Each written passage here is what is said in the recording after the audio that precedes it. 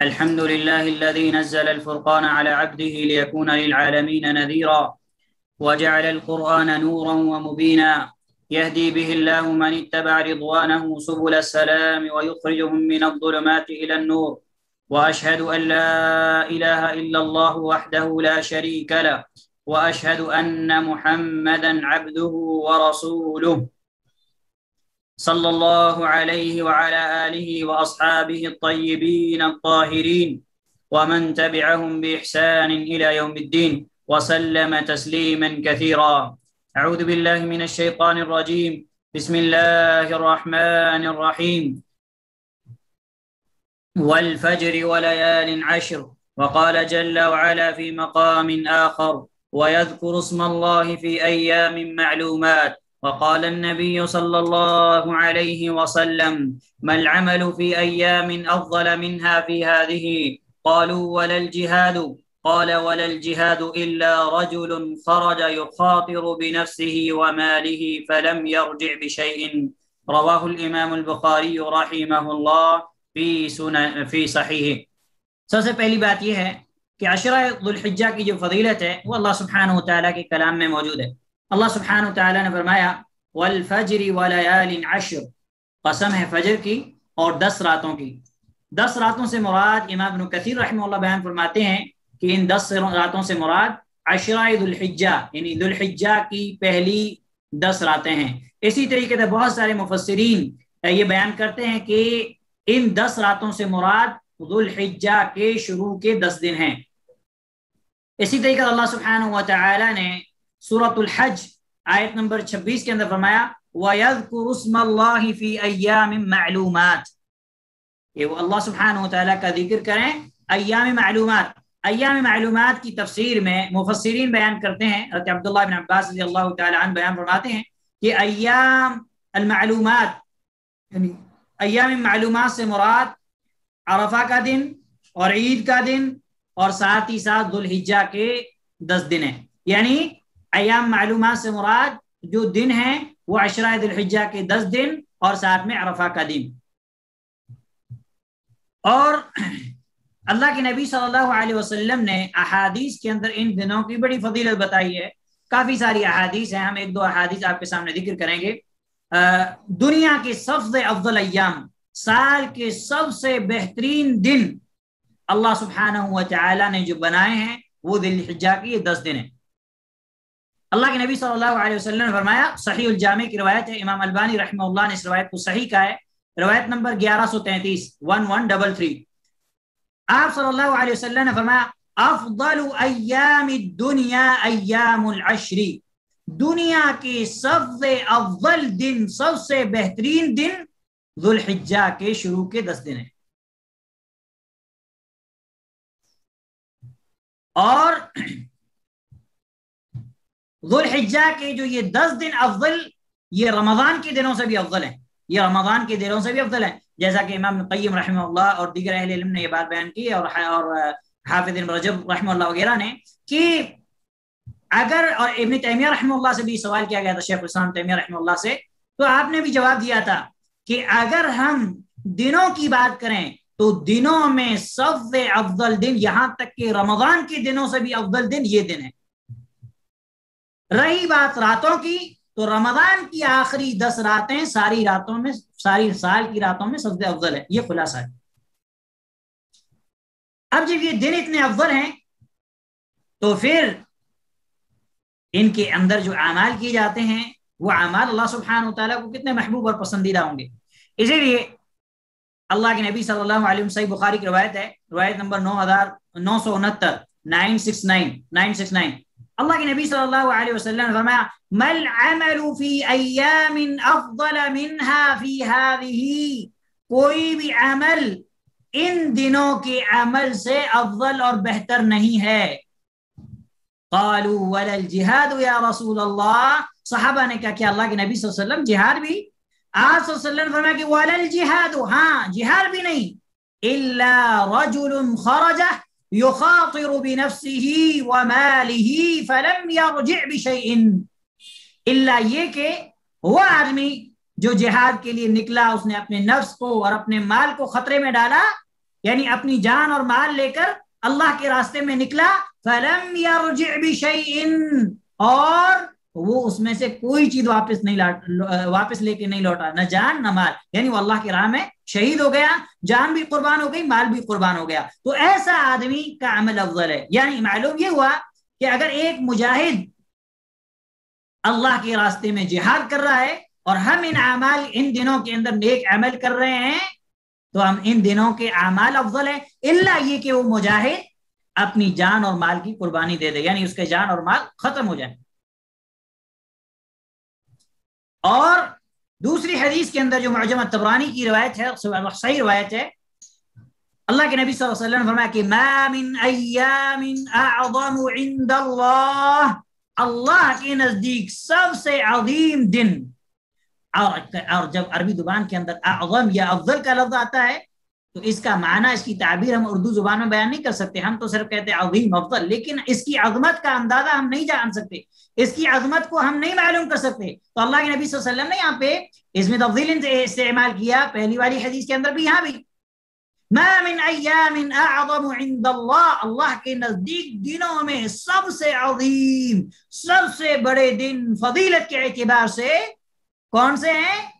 عشرہ ذی الحجہ ہیں۔ پھر آپ صلی اللہ علیہ وسلم فرمایا کہ وَلَا أَحَبُّ إِلَيْهِ الْعَمَلُ فِيهِنَّ مِنْ أَيَّامِ الْعَشْرِ، اور نہیں عشرہ ذی الحجہ کے اعمال سے بڑھ کر کوئی اعمال اللہ سبحانہ وتعالیٰ کو پسندیدہ ہے، یعنی جتنا ان دنوں کے اندر اعمال اللہ کو پسندیدہ ہے اتنا کسی دنوں میں پسند ہے۔ اللہ سبحانہ وتعالیٰ سارے اعمال سے محبت کرتا ہے، اس لیے کہ اللہ سبحانہ وتعالیٰ اپنے بندوں سے کفر پر راضی نہیں ہوتا۔ وَلَا يَرْضَى لِعِبَادِهِ الْكُفْرِ وَإِن تَشْكُرُوا يَرْضَهُ لَكُمْ، اللہ اپنے بندوں سے کفر اور نافرمانی سے راضی نہیں ہوتا، اللہ تعالیٰ اپنے بندوں سے خیر چاہتا ہے، اللہ اپنے بندوں سے یہ چاہتا ہے کہ بندے نیکی کریں، اطاعت کے کام کریں، لیکن ان دنوں کے اندر اطاعت کے کام اللہ سبحانہ وتعالیٰ کو اتنے محبوب، اتنے پسندیدہ ہیں کہ دوسرے دنوں میں نہیں۔ پھر آپ صلی اللہ علیہ وسلم نے ہمیں حکم دیا، کیا حکم دیا؟ فَأَكْثِرُوا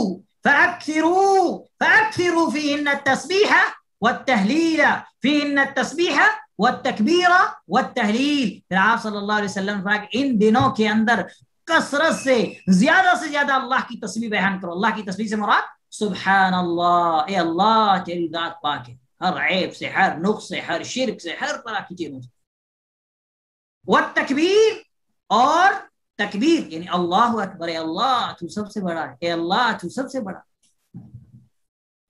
والتحلیل یعنی لا الہ الا اللہ، ان کلمات کا اکثر جو ہے اپنی زبانوں پہ ورد کریں۔ یہ اللہ کے نبی صلی اللہ علیہ وسلم کی تاکید ہے ان دنوں کے تعلق سے کہ ان دنوں کے اندر فاکثروا فیہن، کہ ان دنوں کے اندر زیادہ سے زیادہ اللہ کی تسبیح، سبحان اللہ، اللہ کی تکبیر، اللہ اکبر، اللہ کی تحلیل، لا الہ الا اللہ، کلمۃ التوحید، ان کا کثرت سے ذکر کرو۔ اللہ اکبر، ذکر سے آسان مومن کے لیے کوئی چیز ہے ہی نہیں، نہ اس میں روپیہ خرچ کرنا ہے، نہ کوئی محنت کرنی ہے، کچھ نہیں، صرف زبان کو حرکت دینا ہے۔ اور یاد رکھیں بغیر زبان کی حرکت اور ہونٹوں کی حرکت سے ذکر قرآن کی تلاوت قبول نہیں، جب تک کہ ہم اپنی زبان کو حرکت نہ دیں، جب تک کہ اپنے ہونٹوں کو حرکت نہ دیں۔ اور اللہ کے نبی صلی اللہ علیہ وسلم نے یہاں پہ جو یہ فرمایا کہ تسبیح، تکبیر اور تحلیل بیان کرو، اللہ اکبر، اگر آپ احادیث کے اندر جائیں گے تو اللہ کے نبی صلی اللہ علیہ وسلم نے فرمایا احب الکلام الی اللہ، اللہ کے نزدیک کلام میں، یعنی باتوں میں سب سے پسندیدہ، سب سے محبوب اللہ تعالیٰ کے نزدیک جو ہے کیا ہے؟ وہ یہ چار کلمے ہیں، سبحان اللہ، الحمدللہ، اللہ اکبر، لا الہ الا اللہ، اللہ اکبر، لا الہ الا اللہ۔ تو اللہ سبحانہ وتعالی نے ان کلمات کی بڑی فضیلت رکھی ہے، اور خیر یہ ذکر کا جو ہے موضوع نہیں ہے کہ ہم اس کی تفصیلات میں جائیں۔ آپ نے سنا ہے کہ اللہ سبحانہ وتعالی ان اذکار کے ذریعے سے اللہ سبحانہ وتعالی کیا کرتا ہے؟ اللہ سبحانہ وتعالی ترازو کو بھر دیتا ہے، آسمان و زمین کے درمیان جتنی خالی جگہ اللہ سبحانہ وتعالی اجر سے بھر دیتا ہے۔ میں ایک حدیث آپ کو پیش کرتا ہوں، صحیح مسلم کی حدیث ہے۔ اس حدیث کے راوی جو ہیں وہ راوی ہیں ابو ذر غفاری رضی اللہ تعالی عنہ۔ اللہ کے نبی صلی اللہ علیہ وسلم نے اس حدیث کے اندر فرمایا الا اخبرک باحب الکلام الی اللہ، اے ابا ذر کیا میں تمہیں اللہ سبحانہ و تعالیٰ کا سب سے پسندیدہ سب سے محبوب کلام نہ بتاؤں؟ قلت یا رسول اللہ اخبرنی باحب الکلام الی اللہ، اے اللہ کے نبی صلی اللہ علیہ وسلم مجھے اللہ کے پسندیدہ کلام کی خبر دیجئے۔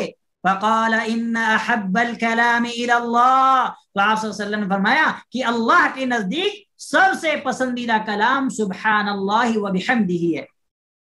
اور دوسری حدیث کے اندر، آپ صحیح مسلم کی حدیث ہے، اس کے اندر آپ صلی اللہ علیہ وسلم نے فرمایا کہ احب الکلام الی اللہ اربع، اللہ کے نزدیک سب سے پسندیدہ کلام چار چیزیں، کون سے؟ سبحان اللہ والحمد للہ ولا الہ الا اللہ واللہ اکبر، یہ چار کلمات۔ پھر آپ صلی اللہ علیہ وسلم نے فرمایا لا یضرک بأیہن بدأت، تمہیں کوئی نقصان نہیں ہے، تم چاہے پہلے الحمدللہ کہو، چاہے پہلے سبحان اللہ کہو، چاہے پہلے لا الہ الا اللہ کہو، کوئی مشکل نہیں، لیکن یہ چار کلمات بہت زیادہ جو ہے اللہ سبحانہ و تعالیٰ کو پسندیدہ ہے۔ اور اسی طریقے دوسرے روایت کے اندر آپ نے تفصیل پڑھی ہوگی کہ یہ ترادو وغیرہ کو بھر دیتے ہیں، آسمان و زمین کے درمیان جو خلا ہے، اس خلا کو بھی اللہ سبحانہ و تعالیٰ اجر سے پر کر دیتا۔ خیر، اس کے بعد جو ہے اللہ کے نبی صلی اللہ علیہ وسلم کی ایک اور حدیث ہے، جس حدیث کو امام البانی رحمہ اللہ نے صحیح الجامع کے اندر 5569 5569 پہ ذکر کیا، اور یہ حدیث بہت ہی عظیم حدیث کے الفاظ بہت مختصر ہیں لیکن حدیث بہت عظیم ہے۔ اللہ سبحانہ و تعالی ہمیں اس حدیث پر عمل کرنے والوں میں سے بنائے۔ اللہ سبحانہ و تعالی کی تحلیل لا الہ الا اللہ، اللہ سبحانہ و تعالی کی تکبیر کی فضیلت کیا ہے؟ اللہ کے نبی صلی اللہ علیہ وسلم فرمایا کہ ما اہل مہل قط الا بشر، کہ جس نے بھی اللہ کی تحلیل بیان کی اسے بشارت دی جاتی ہے۔ پھر آپ صلی اللہ علیہ وسلم نے فرمایا کہ ولا کبر مکبر قط الا بشر، اور جس نے بھی اللہ کی تکبیر، اللہ کی بڑائی بیان کی اسے بشارت دی جاتی ہے۔ صحابہ نے سوال کیا اللہ کے نبی صلی اللہ علیہ وسلم کیا ہے الجنہ، کیا جنت کی بشارت؟ قال النبی صلی اللہ علیہ وسلم نعم، آپ صلی اللہ علیہ وسلم فرمایا کہ ہاں جنت کی بشارت دی۔ اللہ اکبر، جنت کتنی آسان رکھی اللہ سبحانہ و تعالیٰ نے ہمارے لیے کہ ہم لا الہ الا اللہ کہیں، اللہ اکبر کہیں، جنت کی بشارت ملتی ہے۔ الحمدللہ، سبحان اللہ، یہ اللہ سبحانہ و تعالیٰ کا خاص فضل اور احسان ہے کہ اللہ سبحانہ و تعالیٰ نے معمولی سی وقت میں اتنا بڑا ثواب اور اجر کمانے کا ہم نے موقع دیا ہے، اور ہماری زندگی کا مقصد، مومن کی زندگی کا مقصد ہی جنت کا حصول ہے۔ مومن کی زندگی کا مقصد ہی رب کی رضا ہے، اور رب کی رضا کب حاصل ہوگی؟ جب ہم جنت میں داخل ہوں گے۔ اور جنت اللہ کی رضا کے بغیر حاصل نہیں ہو سکتی، اور اللہ کی رضا اگر ہم چاہتے ہیں تو ہم کثرت سے اللہ کا ذکر کریں۔ اللہ کے ذکر کے ذریعے سے اللہ سبحانہ وتعالیٰ گناہوں کو معاف فرما دیتا ہے، اور گناہ معاف ہوں گے تبھی انسان جنت میں جائے گا۔ کیوں؟ جنت پاک چیزوں کو قبول کرتی ہے۔ جنت کس کو قبول کرتی ہے؟ پاک چیزوں کو قبول کرتی ہے۔ اگر ہماری چاہت ہے کہ ہم جنت میں داخل ہوں تو ہم اپنے آپ کو اللہ کی معصیت سے، اللہ کی نافرمانی سے پاک رکھیں، کیونکہ جنت طیب ہے، طیب کے اندر طیب ہی داخل ہوگا، پاک انسان داخل ہوگا۔ اب اگر کوئی انسان پہلے سے پاک ہوگا تو اللہ سبحانہ و تعالیٰ اس کو ڈائریکٹ جنت میں داخل کرے گا۔ اگر کوئی انسان ناپاک ہوگا، یعنی وہ پاک نہیں ہوگا، تو یا تو ہو سکتا ہے اللہ سبحانہ و تعالیٰ اپنے فضل و کرم سے اسے ڈائریکٹ معاف کر کے جنت میں داخل کر دے، یا تو ہو سکتا ہے اللہ سبحانہ و تعالیٰ اس کی جو ناپاکی ہے، ناپاکی کو ختم کر کے، گناہوں کو ختم کر کے، عذاب دے کر کے اللہ سبحانہ و تعالیٰ اسے نہر سے پاک کر کے پھر جنت میں داخل کرے۔ لیکن یہ بات آپ سوچیں، پاک یعنی جو انسان پاک اور طاہر ہوگا، طیب ہوگا، وہی جنت میں داخل ہوگا، اور پاک طیب طاہر وہ ہے جو گناہوں سے پاک ہو، اللہ کی معصیت اور اللہ کی نافرمانی سے پاک ہو۔ اب یہ مختصر سی فضیلت آپ کے سامنے میں بیان کی۔ اب ہم دیکھتے ہیں ان دنوں کے اندر ہمیں کون کون سے اعمال کرنے چاہیے۔ ٹھیک ہے، عشرہ ذو الحجہ میں سب سے اہم چیز، سب سے ضروری چیز جس کا ہمیں خیال کرنا ہے، محرمات سے اجتناب کرنا۔ محرمات سے اجتناب کرنا سے کیا مطلب ہے؟ اللہ نے جو چیزیں حرام کی ہیں ان سے اپنے آپ کو بالکل دور کر لینا، روک لینا، اس کے گناہ کے درمیان اپنے آپ کے درمیان آڑ اور مضبوط قلعہ بنا لینا۔ کیوں؟ کیونکہ جس طریقے سے ان دنوں کے اندر نیکی کرنا افضل ہے، اسی طریقے سے ان دنوں کے اندر گناہ کرنا بھی سخت ہے۔ اسی لیے ہم کوشش یہ کریں کہ سب سے پہلے اپنے آپ کو اللہ سبحانہ و تعالی نے جن کاموں سے منع کیا ہے، اللہ نے جن کاموں سے حرام کیا ہو، چاہے وہ چھوٹے ہوں یا بڑے ہوں، ہم اس سے دور ہو جائیں۔ یہ تو ہمیں ہمیشہ کرنا ہے، مومن کو ہمیشہ کرنا ہے، لیکن ان دنوں کے اندر خصوصی خیال رکھنا ہے سر۔ کیونکہ کوئی انسان اگر ان دنوں کے اندر جو ہے نوافل کا اہتمام کرے لیکن اللہ کی حرام کی ہوئی چیزوں سے اپنے آپ کو نہ بچائے تو اس کا کوئی فائدہ نہیں، کیونکہ اللہ سبحانہ و تعالیٰ کی جو نبی صلی اللہ علیہ وسلم کی آپ نے حدیث سنی ہوگی، میں صرف مفہوم بیان کرتا ہوں کہ آپ صلی اللہ علیہ وسلم نے فرمایا کہ بندہ، اللہ تعالیٰ فرماتا ہے کہ بندہ میرے قریب سب سے زیادہ ان چیزوں کے ذریعے سے ہوتا ہے جو میں نے اس کے اوپر فرض کی ہیں۔ ایک آدمی نوافل کا اہتمام کرے لیکن فرائض کو چھوڑ دے، فرائض میں کوتاہی اور سستی کرے تو اس کے نیکیوں کا کچھ فائدہ نہیں، اور یہ حرام سے رکنا یہ فرض ہے۔ اس لیے پہلے ہم اپنے آپ کو تمام طرح کی برائیوں سے بچائیں گے۔ اس کے بعد دوسری چیز یہ ہے کہ نیک اعمال کے اندر خوب محنت کریں، اور نیک اعمال میں سب سے پہلا درجہ واجبات کا، نماز کا، جو اللہ سبحانہ وتعالی نے ہم پر ضروری قرار دیے ہیں، ان کا سب سے زیادہ اہتمام کریں۔ اس کے بعد دوسرے نوافل ہیں، کثرت سے اللہ سبحانہ وتعالی کا ذکر، قرآن کریم کی تلاوت، صدقہ و خیرات، نفل روزے، آگے تفصیل آ رہی ہے۔ نیک کاموں میں خوب محنت کرے اور فرائض کو اپنے وقت پہ ادا کرے۔ فرائض جیسے نماز وغیرہ ہے، نماز کو تم پابندی سے وقت پہ ادا کرے۔ اس کے بعد تیسری چیز ہے کہ تکبیرات کا اہتمام کرے، تکبیرات، کیونکہ ان دنوں کے اندر اللہ کی عظمت بیان کرنا، اللہ کی کبریائی بیان کرنا، اللہ کی جو ہے بڑائی بیان کرنا، یہ اللہ سبحانہ وتعالیٰ کو بہت زیادہ پسند ہے۔ اور امام بخاری رحمہ اللہ صحیح بخاری کے اندر حدیث نمبر 969 میں امام بخاری رحمہ اللہ جو ہے اس حدیث کو بیان کرنے سے پہلے، اس سے پہلے آپ رحمہ اللہ نے حضرت عبداللہ بن عمر اور ابو ہریرہ رضی اللہ تعالیٰ عنہ کے بارے میں بیان فرمایا کہ کان ابن عمر و ابو ہریرہ یخرجان الى السوق فی ایام العشر وَيُكَبِّرُ النَّاسُ بِتَكْبِيرِهِمَا، کہ حضرت عبداللہ بن عمر رضی اللہ عنہما اور ابو ہریرہ رضی اللہ عنہ ان دنوں کے اندر مارکیٹ کی طرف نکلتے اور زور سے تکبیرات کہتے تو لوگ بھی آپ کی تکبیرات کو سن کر تکبیرات کہتے۔ لہذا میں معلوم یہ ہوا کہ ان دنوں کے اندر کثرت سے تکبیرات کہنی ہے۔ اب یہاں کے تکبیرات کے الفاظ کیا ہیں تو یاد رکھیے، اللہ کے نبی صلی اللہ علیہ وسلم سے خصوصی طور پر تکبیرات کے کوئی الفاظ ثابت نہیں ہے، لیکن صحابہ سے اور تابعین سے کچھ الفاظ ثابت ہیں، ان الفاظ کے ساتھ آپ اللہ سبحانہ وتعالیٰ کی تکبیر بیان کر سکتے ہیں، یا تو آپ جو ہے اللہ اکبر کے ذریعے سے جو ہے اللہ سبحانہ وتعالیٰ کی تکبیر بیان کر سکتے ہیں۔ حضرت عبداللہ بن مسعود رضی اللہ تعالیٰ عنہ سے مصنف ابی شیبہ کے اندر 5697 5697 کے اندر ایک صحیح روایت سے جو ثابت ہے وہ یہ ہے کہ آپ کہتے تھے اللہ اکبر لا الہ الا اللہ واللہ اکبر وللہ الحمد، یعنی جو ہے 2 مرتبہ اللہ اکبر کہتے، پھر لا الہ الا اللہ، پھر واللہ اکبر وللہ الحمد۔ ان کے ترجمہ آپ لوگ پڑھ لیجئے گا تو انشاءاللہ آپ کو اس کی عظمت کا اور پتہ چلے گا۔ حضرت عبداللہ بن عباس رضی اللہ تعالی عنہ سے سنن الکبریٰ البیہقی کے اندر امام بہقی رحمہ اللہ نے حضرت عبداللہ بن عباس رضی اللہ تعالی عنہ کے بارے میں بیان فرمایا کہ آپ رضی اللہ عنہما، سنن بہقی روایت، سنن الکبریٰ البیہقی کی روایت 6280 6280 کہ حضرت عبداللہ بن عباس رضی اللہ تعالی عنہما ان الفاظ کے ذریعے سے تکبیر کہتے تھے اللہ اکبر اللہ اکبر اللہ اکبر اللہ اکبر واجل اللہ اکبر علی ما ہدانا۔ یہ بھی کلمات کے ساتھ آپ تکبیرات بیان کر سکتے ہیں۔ اب یہاں پہ ایک مسئلہ جو ہمارے لیے سمجھنا ضروری ہے، بہت اہم ہے، وہ یہ ہے کہ تکبیرات کی ہم ابتدا، تکبیرات کو کب اسٹارٹ کریں؟ تکبیرات ہم اسٹارٹ کریں گے جیسے ہی ذوالحجہ کا چاند دکھے، چاند کی دعا پڑھیں، پڑھنے کے بعد تکبیرات ہم اسٹارٹ کر دیں۔ کب تک؟ پہلی ذوالحجہ کے چاند سے لے کر 13 ذوالحجہ کے عصر تک۔ پہلی ذوالحجہ کے چاند جیسے ہم دیکھ لیں، چاند دیکھنے سے لے کر 13 ذوالحجہ کے عصر تک ہم کو عمومی مطلق تکبیرات کہنی ہیں۔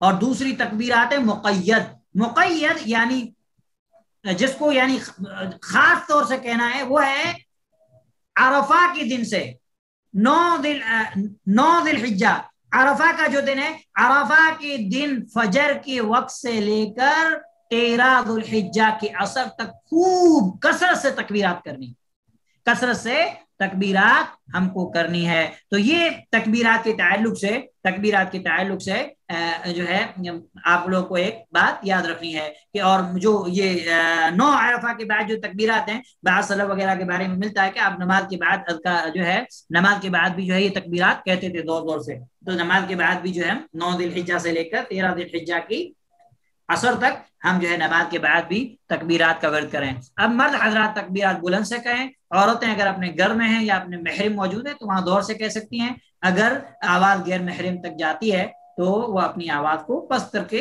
اللہ سبحانہ و تعالیٰ کی تکبیر اور اللہ سبحانہ و تعالیٰ کی تحمید بیان کر سکتی ہیں۔ اب یہاں پہ دوسرا ایک جو عمل ہے جو اس میں جو ہمیں ان دنوں میں کرنا ہے وہ ہے قربانی، ٹھیک ہے، قربانی کرنا۔ قربانی کے تعلق سے امام قدامہ رحمہ اللہ المغنی کے اندر فرماتے ہیں کہ اجمع المسلمون علی مشروعیت الاضحیۃ، کہ مسلمانوں کا اس بات پر اجماع ہے کس پر؟ قربانی کی مشروعیت پر، یعنی قربانی کرنا چاہیے۔ اور سنن ابن ماجہ کی ایک حدیث ہے، حدیث نمبر 3123 3123، سنن ابن ماجہ کی صحیح حدیث ہے۔ اللہ کے نبی صلی اللہ علیہ وسلم فرمایا من کان له ساعة ولم يضحي فلا يقربن مصلانا، جس کی قربانی کرنے کی طاقت ہو اسے چاہیے کہ وہ قربانی کرے، اگر وہ نہیں کرتا ہے فلا يقربن مصلانا، تو اس کو چاہیے کہ وہ ہماری عیدگاہ کی طرف نہ آئے، یعنی ہمارے ساتھ عید کی نماز نہ پڑھے۔ یعنی یہاں پہ جو ہے ایک مطلب تاکید کی جا رہی ہے اس کی۔ ویسے اگر قربانی کا اگر ہم حکم دیکھیں تو قربانی سنت مؤکدہ ہے، یعنی بہت زیادہ تاکیدی سنت ہے، جس کا اہتمام جو ہے کیا کرنا چاہیے، ہمیں کرنا چاہیے۔ اگر کسی انسان کی طاقت ہے تو اسے قربانی ضرور کرنی چاہیے، اگر کسی انسان کی طاقت نہیں ہے تو ایک الگ بات ہے۔ بعض لوگ یہ سوال کرتے ہیں کہ ہمارے اوپر قرضہ ہے تو کیا ہم قربانی کر سکتے ہیں؟ بھائی قرضہ، آج کون ایسا انسان ہے جس کے اوپر قرضہ نہ ہو؟ قرضہ سب کے اوپر رہتا ہے۔ آپ کے اوپر قرضہ رہتا ہے تب آپ کے دوسرے اخراجات کم نہیں ہوتے، آپ کی نہ کھانے پینے کے اخراجات کم ہوتے، نہ پہننے اوڑھنے کے اخراجات کم ہوتے، نہ شاپنگ کے اخراجات کم ہوتے، نہ کوئی بچوں کی فیس کے اخراجات کم ہوتے۔ لیکن جیسے ہی قربانی آتی ہے تو آپ کو کیا یاد آتا ہے؟ قرض یاد آتا ہے۔ اللہ کے بندے، آپ دوسرے اخراجات کرتے ہو تو قربانی بھی کرو۔ اور ایسا کہیں نہیں ہے کہ جو انسان مقروض ہے اس کی قربانی نہیں۔ ہاں، ایک بات یہ کہ ایک ایسا انسان ہے جو قرض واپس نہیں کر سکتا اور وہ اپنے آپ کے اوپر بوجھ ڈال کر کے قرض لے کے قربانی کرے اور بعد میں اس کو قرض ادا کرنے کا کوئی ذریعہ نہ ہو، تو وہ انسان نہیں کرے گا کیونکہ وہ مکلف نہیں ہے۔ لیکن ایسا انسان جو قرض واپس ادا کر سکتا ہے، جس کی طاقت ہے، تو وہ قربانی اس کو کرنی چاہیے، کہ قربانی اللہ کے نبی صلی اللہ علیہ وسلم کی ایک اہم سنت ہے۔ دوسری بات آپ ایک یاد رکھیں کہ یہ جو دنوں کی فضیلت ہے، ان دنوں کے اندر ایک عرفہ کے دن کی فضیلت کے تعلق سے اللہ کے نبی صلی اللہ علیہ وسلم فرمایا، صحیح مسلم کی حدیث، ابن ماجہ کی حدیث ہے، حدیث نمبر 3014 3014، اللہ کے نبی صلی اللہ علیہ وسلم فرمایا ما من یوم اکثر من ان یعتق اللہ عز وجل فی عبدا من النار من یوم عرفہ وإنه ليجنو عز وجل ثم يباهي بهم الملائكة فيقول ما أراد هؤلاء۔ صحیح حدیث ہے، سنن ماجہ کی 3114۔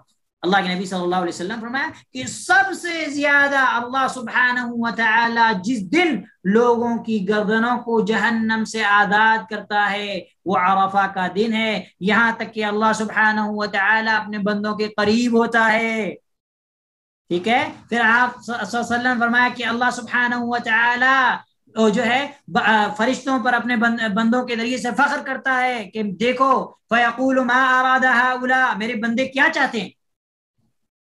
تو آگے حدیث میں تفصیلات ہے کہ فرشتے کہتے ہیں کہ اللہ یہ تیری مغفرت چاہتے ہیں، جنت چاہتے، تو اللہ تعالیٰ کہتے ہیں کہ میں نے ان کو عطا کی۔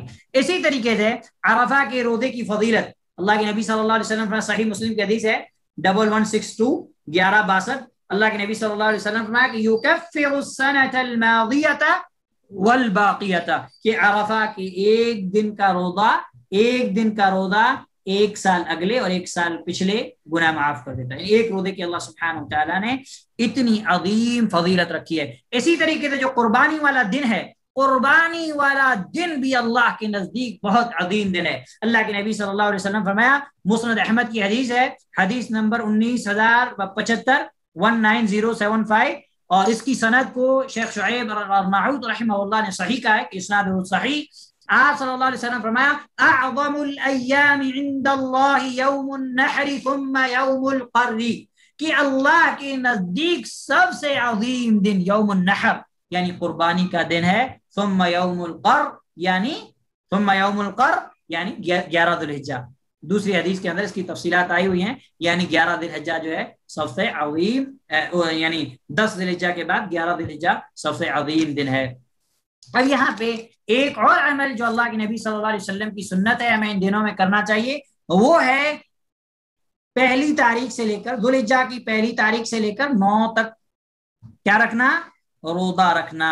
اللہ کے نبی صلی اللہ علیہ وسلم کے بارے میں ہمیں یہ بات ملتی ہے کہ کان رسول اللہ صلی اللہ علیہ وسلم، اللہ کے نبی صلی اللہ علیہ وسلم یصوم، آپ صلی اللہ علیہ وسلم روزہ رکھتے تھے ذی الحجہ کے 9 دنوں کا. ذی الحجہ کے 9 دنوں کا آپ صلی اللہ علیہ وسلم کیا رکھتے تھے؟ آپ صلی اللہ علیہ وسلم روزہ رکھا کرتے تھے. لہذا ہمیں بھی چاہیے کہ ہم ان دنوں کے اندر کیا رکھیں؟ ان دنوں کے اندر روزہ رکھیں. اب ایک سوال جس کی وضاحت ضروری ہے، بہت ساری بہنیں گروپ وغیرہ پوچھتے ہیں کہ کسی کے رمضان کے قضا روزے اگر ہیں تو کیا وہ ذو الحجہ کے دنوں میں پورا کر سکتی ہیں؟ جی بالکل پورا کر سکتی ہیں، لیکن وہ نیت کس کی کریں گی؟ وہ نیت قضا روزے کی کریں گی. اہم چیز نیت قضا روزے کی کریں گی، اور اس کے ساتھ ساتھ یہ اللہ سبحانہ وتعالیٰ سے یہ امید بھی رکھیں کہ اللہ سبحانہ وتعالیٰ ذو الحجہ کی روزوں کی بھی انہیں فضیلت دے، تو اللہ تعالیٰ انشاءاللہ دے دے گا. شیخ ابن تیمیہ رحمہ اللہ وغیرہ نے یہ بات بیان کی ہے. تو کوئی رکھنا چاہے قضا روزوں کی نیت سے تو انشاءاللہ رکھ سکتا ہے. اصل نیت قضا روزوں کی کرنی ہے، ساتھ میں اس کے بعد یہ نیت کہ اللہ سبحانہ وتعالیٰ ذو الحجہ کے روزوں کی بھی ہمیں فضیلت دے، تو انشاءاللہ اللہ سبحانہ وتعالیٰ وہ فضیلت سے بھی ہمیں ہمکنار کرے گا. اللہ سبحانہ وتعالیٰ ہمیں توفیق دے، اللہ سبحانہ وتعالیٰ ہمیں توفیق دے. ہاں، چاند دیکھ کر، ذو الحجہ کا پہلا چاند دیکھ کر کے روزے شروع ہوں گے. اب یہاں پہ ایک اور حکم جو ہمیں دیا گیا وہ یہ ہے کہ قربانی کا ارادہ رکھنے والوں کے لیے کیا ضروری ہے؟ جو قربانی کا جو لوگ ارادہ رکھتے ہیں ان کے لیے ضروری ہے. اللہ کے نبی صلی اللہ علیہ وسلم نے فرمایا، سنن ترمذی کی حدیث ہے، حدیث نمبر 1523 1523، آپ صلی اللہ علیہ وسلم فرمایا کہ من رأى ہلال ذی الحجۃ واراد ان یضحی فلا یأخذن من شعره ولا اظفاره، کہ جس کا ارادہ ہو ذو الحجہ کا چاند دیکھ کر، جس کا یہ ارادہ ہو کہ وہ قربانی کرے گا، تو اسے چاہیے کہ اپنے ناخن اور بالوں میں سے کچھ بھی نہ لے. اب یہاں پہ ایک تاکیدی حکم ہے، کس کے لیے؟ قربانی کرنے والے کے لیے، جس کا ارادہ ہے پہلے سے ہی کہ وہ قربانی کرے گا اور چاند جو ہے ذو الحجہ کا چاند نکل گیا، اب اس کے بعد اپنے بالوں میں سے اور اپنے ناخن میں سے کچھ بھی نہ لے، یعنی کچھ بھی نہ کاٹے. اگر کاٹ لیا جان بوجھ کر تو گنہگار ہوگا، لیکن قربانی صحیح ہے. اور اگر غلطی سے کاٹ دیا تو کوئی گناہ نہیں ہے. اگر غلطی سے کاٹ دیا تو اس پر کوئی گناہ نہیں ہے. ٹھیک ہے. اور بعض لوگوں کے سوال ہے کہ اگر کاٹ لیے تو پھر قربانی نہیں ہوگی. یہ بات غلط ہے، قربانی انشاءاللہ ہوگی. دوسری ایک اہم بات جس کا دھیان رکھنا ضروری ہے کہ یہ ناخن اور بال کاٹنے سے کون بچے گا؟ گھر کا جو مین سربراہ ہے جس کے نام سے قربانی ہو رہی، اس کے لیے حکم ہے. باقی لوگ ناخن اور بال کاٹ سکتے ہیں، یہ اہل علم کا فتویٰ ہے. اس کے بعد ایک اہم بات کی قربانی کا مقصد کیا ہے. آج لوگوں نے قربانی کا مقصد دوسرا سمجھ لیا ہے کہ ہم نے اتنے جانور قربان کیے، ہم نے اتنا مہنگا جانور قربان کیا. ہم لوگ نہیں، قربانی کا مقصد یہ ہے کہ تقوی حاصل کیا جائے. اللہ سبحانہ وتعالیٰ نے سورۃ الحج کے اندر کیا فرمایا؟ اللہ تعالیٰ نے سورۃ الحج آیت نمبر 37 کے اندر فرمایا، لن ينال الله لحومها ولا دماؤها ولكن يناله التقوى منكم. اللہ سبحانہ وتعالیٰ کو تمہارے خون اور گوشت کی کوئی ضرورت نہیں ہے. اللہ سبحانہ وتعالیٰ کو تمہارے دلوں کا کیا چاہیے؟ تمہارے دلوں کا تقویٰ چاہیے. اور اللہ کے نبی صلی اللہ علیہ وسلم نے صحیح مسلم کی حدیث 2564 2564 کے اندر فرمایا ان اللہ لا ينظر الى صورکم واعمالکم ولکن ينظر الى قلوبکم، اللہ سبحانہ و تعالیٰ تمہاری صورت تمہارے مال کی طرف نہیں دیکھتا، ولکن ينظر الى قلوبکم، لیکن اللہ تمہارے دلوں سے دیکھتا ہے۔ اگر تم نے معمولی سا جانور بھی قربان کیا یا بڑے جانور میں ایک حصہ بھی لیا لیکن تمہاری نیت زبردست ہے تو اللہ سبحانہ و تعالیٰ کی یہ عظیم ہے۔ تم نے 100 جانور قربان کیے لیکن تمہاری نیت کے اندر فتور ہے، تمہاری نیت کے اندر دکھاوا ہے، ریاکاری ہے، شہرت ہے، تو پھر ایسے عمل کی کوئی اللہ سبحانہ وتعالیٰ کو ضرورت نہیں ہے۔ لہذا مسلمان کو چاہیے کہ اصل جو ہے وہ ہے اللہ، وہ ہے تقوی، اور مسلمان کو یہ بات کا بھی دھیان رکھنا چاہیے کہ ہم اللہ کی راہ میں قربانی کر رہے ہیں تو سب سے نفیس قربانی کر رہے ہیں، جو ہمیں محبوب ہو، جو ہمیں پسندیدہ ہو۔ شہر والے لوگوں کے لیے ممکن نہیں ہے، گاؤں دیہات کے لوگوں کے لیے ممکن ہے کہ وہ بکرے وغیرہ پہلے سے خریدیں، اس کو اچھے سے اس کی تربیت کریں، اس کو اچھے سے پالیں، اس کو اچھے سے کھلائیں، جو ہے قربانی کی جانور، تو یہ اس چیز کا جو ہے ہمیں اہتمام کرنا چاہیے۔ اس کے علاوہ نیکیوں میں سے کوئی بھی نیکی ہے، ٹھیک ہے، کثرت سے اللہ کا ذکر، قرآن کی تلاوت، صدقہ و خیرات، جو بھی ہے آپ جو ہے نیکی کریں، لیکن سب سے اہم چیز ہے برائی سے اجتناب، برائی نہیں کرنی، بالکل نہیں کرنی، اس چیز کا خیال رکھنا۔ اب ہم یہ دیکھتے ہیں کہ عشرہ ذو الحجہ میں ہمارے جو سلف تھے، اسلاف کا کیا عمل تھا، 2-3 مثالیں بیان کر کے انشاءاللہ ہم درس کو ختم کرتے ہیں۔ اس کے بعد آپ لوگ کچھ سوال و جواب رہیں گے تو انشاءاللہ ان کا جواب دیا جائے گا، اور دوسری قربانی کی تفصیلات میں ہم نہیں گئے کیونکہ وہ الحمدللہ معلوم رہتا ہے لوگوں کو، یا نہیں معلوم ہے تو ہم بعد میں بھی درس رکھ سکتے ہیں۔ سلف ابو عثمان النہدی رحمہ اللہ نے فرماتے ہیں کہ سلف 3 عشروں کی بہت تعظیم کیا کرتے تھے۔ ایک کون سا؟ ایک رمضان کا آخری عشرہ، ذی الحجہ کا پہلا عشرہ، اور محرم کا پہلا عشرہ، سلف ان کی بہت تعظیم کیا کرتے تھے۔ سعید بن جبیر رحمہ اللہ کے بارے میں آتا ہے اذا دخل ایام العشر اجتہد اجتہادا شدیدا، جب یہ 10 دن داخل ہوتے تو آپ خوب محنت کرتے عمل میں، حتی ما یکاد یقدر علیہ، یہاں تک کہ آپ وہ عمل بھی کرتے جس کو آپ کو طاقت نہ ہوتی، پھر بھی آپ وہ عمل کرتے تھے۔ اللہ یعنی اپنی طاقت سے بڑھ کر جو ہے نیکی کیا کرتے تھے۔ سنن دارمی کے اندر امام دارمی رحمہ اللہ نے 1815 نمبر پہ اس بات کو نقل کیا، اس قول کو، اور اس کی سند صحیح ہے۔